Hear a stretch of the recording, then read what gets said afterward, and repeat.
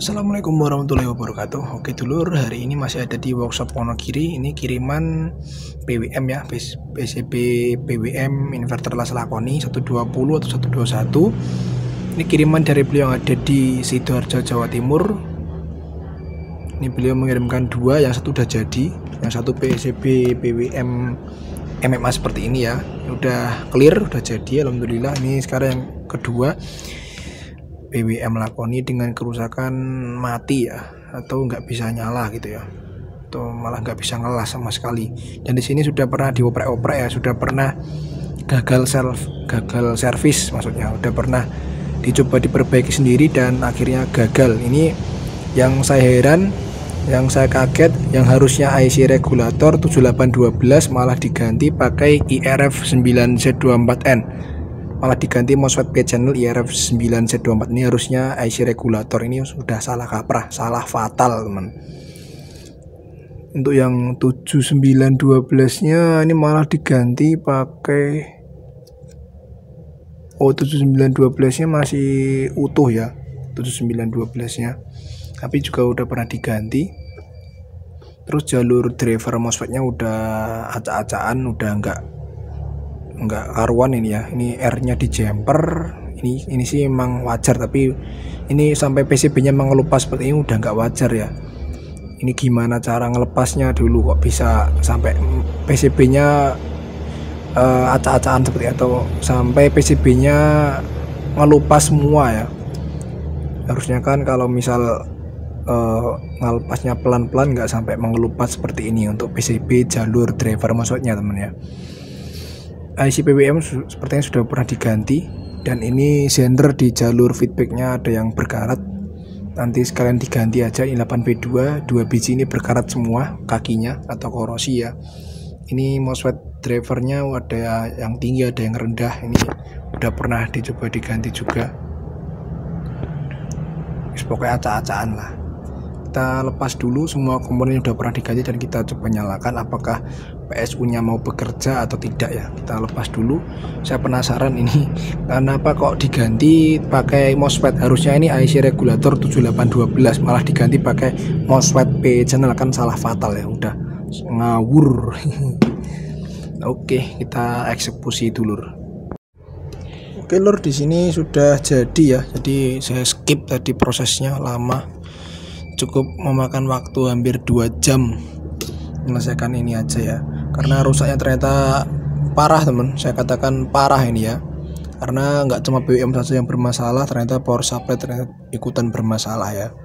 Jadi tadi awalnya itu kan di sini di IC regulator 7812 diganti pakai IRF 9Z24, itu mungkin pas diganti itu dicoba dinyalakan langsung meledak ya. Ini bukan meledak sih, langsung kebakar untuk resistor di jalur output IC PWM UC3845 atau UC3843. Ini output kaki nomor 6 nya ke R gate ya. Itu sebenarnya R gate atau resistor gate ke MOSFET PSU switching. Dia langsung kebakar. Terus ternyata ini IC juga ikut bermasalah. Ini sudah saya ganti. Seperti biasanya udah sering saya jelaskan, nggak akan saya ulang kembali karena nanti videonya semakin panjang, dan ini garapan saya masih sangat banyak teman. Itu garapan masih sangat banyak sekali loh. Tuh, akeh banget toh. Ini harus segera selesai, jadi ini saya persingkat aja ya videonya, karena di video-video sebelumnya sebenarnya sudah sering banget saya jelaskan. Mungkin teman-teman juga udah hafal ya apa yang saya jelaskan. IC UC345 diganti dengan soketnya udah satu set ya. Terus R gate nya ini saya ganti, yang awalnya 51 ohm saya ganti 47 ohm. Untuk sender pembatasnya, sender gate nya ya, sender output kaki nomor 6 itu ada sendernya yang di paralel dengan resistor tadi. Sender 20 volt wajib diganti biar tidak merusak IC nya ya, karena kalau udah pernah kebakar itu sendernya biasanya setengah rusak. Untuk MOSFET PSU sendiri K3878 masih aman alhamdulillah ya. Ini RVUS 2,2 2R2 maksudnya, ini sudah saya ganti juga. Bagian PWM nya ini cukup parah teman, karena ini sebelumnya kan PCB nya mengelupas ya, dan ini sudah selesai. Lihat Ya seperti inilah, karena ini jalurnya banyak mengelupas. Oh ya, ini apa yang mungkin ada yang ditanyakan, ini adalah jalur kaki nomor 6 tadi atau output dari IC yang tadi di seri pakai resistor 51 ohm yang saya ganti pakai 47 ohm, yang ada sendernya, katodanya dioda sender 20 volt. Ini saya jumper ke kaki gate-nya karena ini sering sekali putus ya. Ini daripada nanti di tengah dinyalakan terus supaya putus jalurnya, kan malah merusak power supply-nya lagi. Ini saya jumper untuk mengantisipasi jalur yang putus. Jadi ini saya jumper jalur outputnya tadi, kaki nomor 6 tadi, ke jalur gate MOSFET.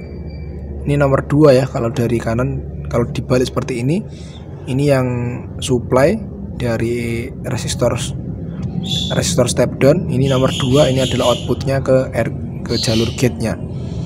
Untuk ini juga sering putus ya teman, jadi sering terkecoh mungkin. Untuk jalur 24 volt output dioda ultrafast, dioda Schottky ya. Jadi di sini ada 2 dioda, ini output 24 voltnya. Awalnya dulu itu sempat terkecoh dan ini sudah hafal ya, karena udah sering pengalaman juga. Ini kalau putus biasanya tegangannya ngelonjak ya, tegangan outputnya si negatif 27 voltnya akan ngelonjak sampai 60 volt lebih, bahkan sampai 100 volt ya. Dan akhirnya yang tadi menyebabkan si IC UJ345 dan air gate-nya tadi putus juga gara-gara masalah ini. Ini di jumper aja output dioda, ini katodanya dioda, di jumper ke elko. Ini sering sekali putus ya jalurnya, karena jalurnya output dioda ini ada di bagian atas dan PCB atas ini sering sekali korosi. Dan ini dilihat PCB-nya awalnya korosi, sekarang udah lebih kinclong ya, karena udah saya bersihkan. Positif elko ini, elko 1000 microfarad 50 volt ini teman ya, itu positifnya di jumper aja ke katoda dioda biar nyambung ya. Karena kalau katoda dioda ini, outputnya dioda ini nggak nyambung ke elko atau nggak nyambung ke beban, otomatis si feedback ini nggak dapat umpan balik ya. Optocoupler ini nggak dapat feedback dari jalur 24 voltnya, sehingga si PWM power supply-nya akan nge-up atau menaikkan tegangan setinggi mungkin, karena di sini tegangannya drop atau bahkan nol ya, karena nggak ada umpan balik dari 24 voltnya. Ini sering terjadi juga. 7812 sudah saya ganti, normalkan kembali. Untuk IC-nya sendiri ini masih aman ya, karena ini udah diganti. Dan sender, ini ada sender di jalur gate-nya MOSFET IRF9Z24N, ada 2 buah sender 15 volt C15 ya. Ini saya ganti yang ukuran 1 watt karena yang setengah watt atau seperempat watt habis. Untuk air fuse atau air source-nya IRF9Z24N ini dari jalur 24 volt saya ganti pakai 1 ohm ya, biar lebih awet. Karena air SMD saya habis, resistor SMD saya habis, jadi saya ganti pakai air seperti ini. Dari 24 volt di jumper langsung ke jalur source-nya. Jalur source itu ada di paling kanan, atau jalur yang terhubung ke 2 MOSFET P channel atau 2 MOSFET IRF9Z24N. Untuk outputnya ini saya jumper seperti ini, terpaksa saya jumper karena jalurnya udah parah banget ya, udah parah, mengelupasnya udah sangat parah. Jalur gate-nya juga sama, ini sudah saya jumper seperti ini. Ini yang di jumper ke atas ini adalah jalur dari resistor 10 kilo teman, 103 10 kilo yang dia dapat sender 15 volt juga.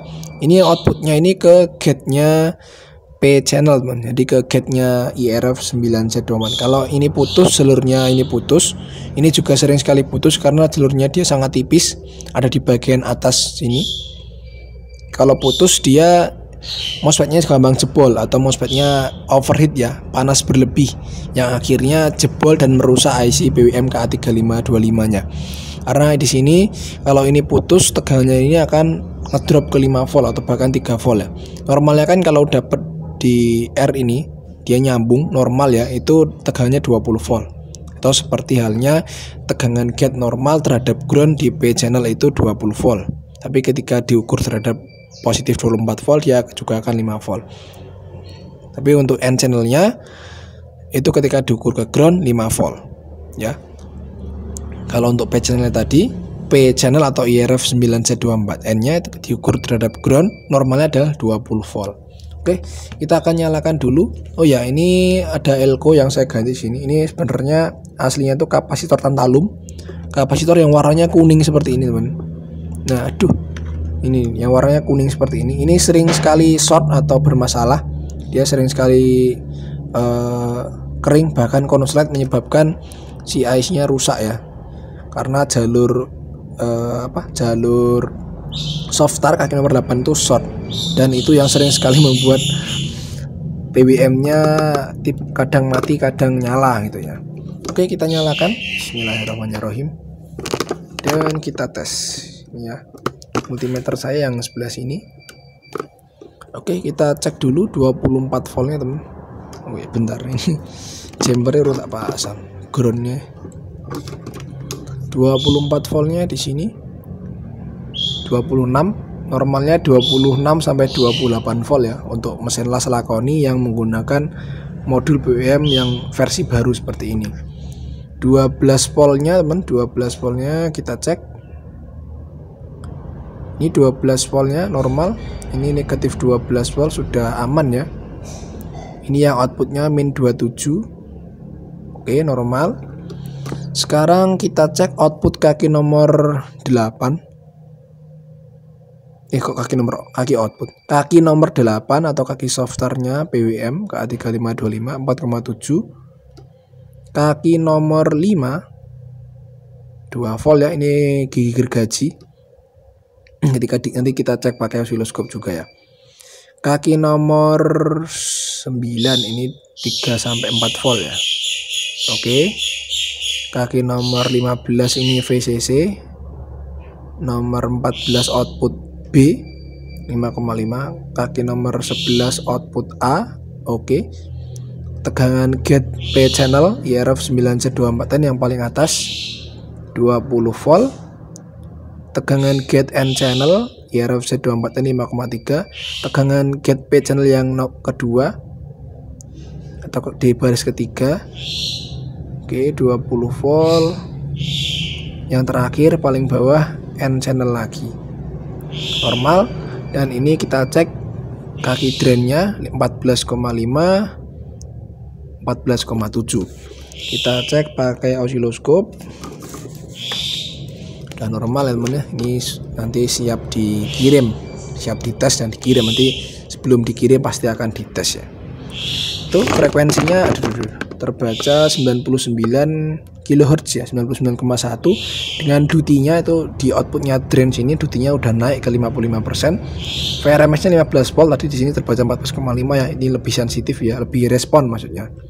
Lebih sensitif karena temper diff-nya 2 mikrosecond itu. Udah bagus. Mantap, kita tadi akan ngecek ya yang sinyal gigi gergaji kaki nomor 5. Ini gigi gergajinya.